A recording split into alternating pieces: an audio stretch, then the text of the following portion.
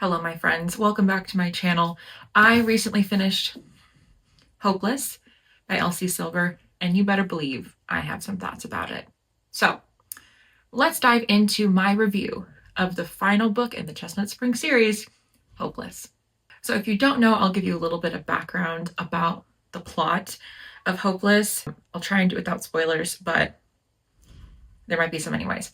Hopeless, like I said, it's the final book in the Chestnut Springs series, and it follows our main characters, Bo Eaton, who is the middle brother of the Eaton clan, and Bailey Jansen, who is the youngest daughter of the town rabble-rousers. Rabble-rousers is a nice way to put it. Bo is recently forced to retire from his position as special operative in the Canadian military after he did this very heroic act and ended up with extreme burns and pretty intense PTSD.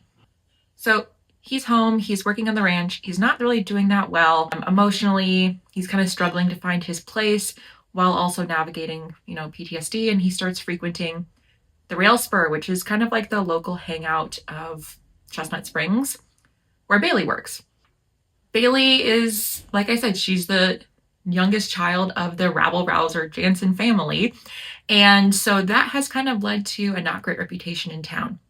Her and Bo make this deal that they will pretend to be engaged so that for her, having that connection to him will hopefully help her to get a better job, to start to save up money for herself so she can move out of Chestnut Springs, and for Bo so that his family will get off his back and stop worrying about whether he's okay or not.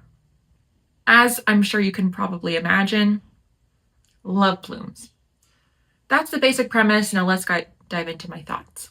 So first things first, with a star rating, I ended up rating this book 3 stars. I'll start with the positives and then I'll go into my concerns. First thing is, I really love Elsie Silver. I love her writing. I love the family she's created, this town that she's created. I feel like I'm home when I'm reading these books. She does a good job of writing, charming stories and charming characters, and I think that is what helped me to push this up to a 3-star. Now let's dive into the reasons why it wasn't a 4 or 5-star read, because this was the lowest rated book, in my opinion, for the Chestnut Springs series. First things first, there are a lot of really complex issues that are introduced. So we know that Bo is dealing with PTSD from his time in the military. We know at the beginning of the book that he is self-medicating with alcohol. And that is how he meets, or I guess spends more time with Bailey, is because he is in the bar all the time, instead of working, instead of hanging around his family, self-medicating. We also know with Bailey that she has dealt with some pretty toxic and I would say abusive family dynamics. And she is living in the shadow of her brother and her father's reputation. And so she's getting a lot of prejudice from the town. One of the problems that I saw was that we see a lot more of Bailey dealing with those things than Bo dealing with his issues, which I think is interesting because another one of my concerns is the age gap. So Bo is 35 years old. He is retired, I guess, medically discharged from the military. Bailey is 22 years old and she's a bartender. Now, age gaps don't bother me. If you notice, Heartless, which features Willett and Cade, who have an age gap, got a 5-star review for me. However, something that I think that we really see here is that there is a big maturity gap. Bailey is 22 years old, and she really shows her age a lot, specifically in the first half of the book.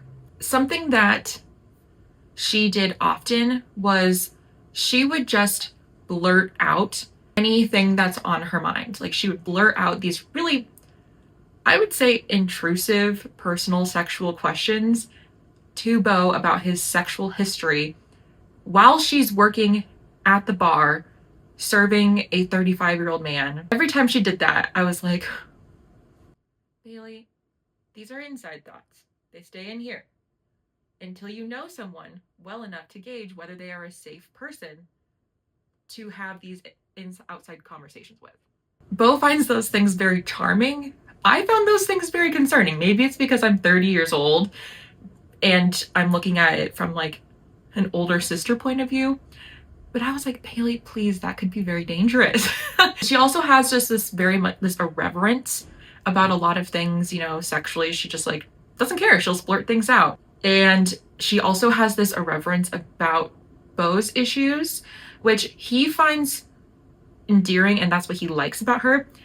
But the reason that he likes that about her is because he's refusing to deal with his own issues. And he doesn't want to talk to someone who wants to talk to him about what's going on.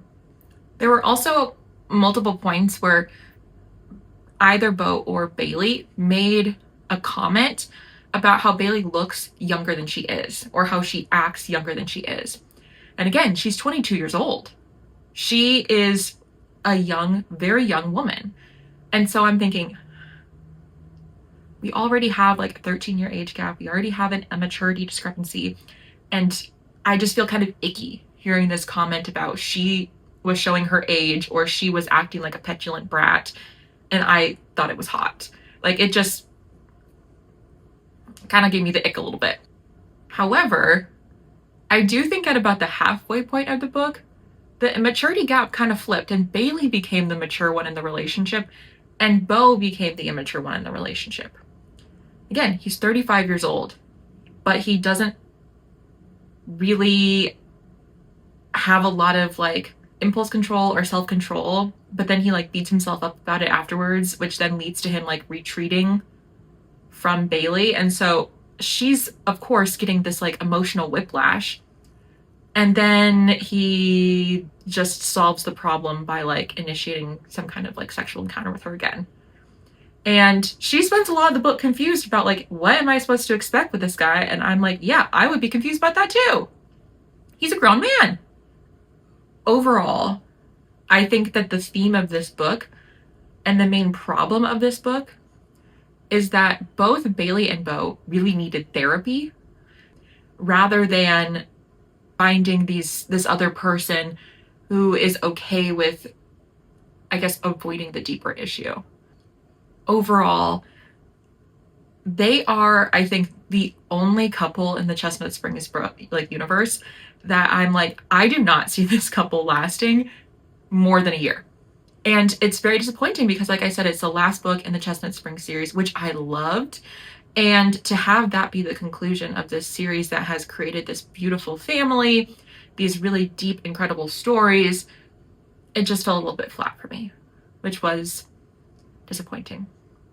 Overall, I would still recommend the Chestnut Springs series to anyone. I'm still going to read more of Elsie Silver's books, because having 1 3-star read out of 5 books, your average is pretty high.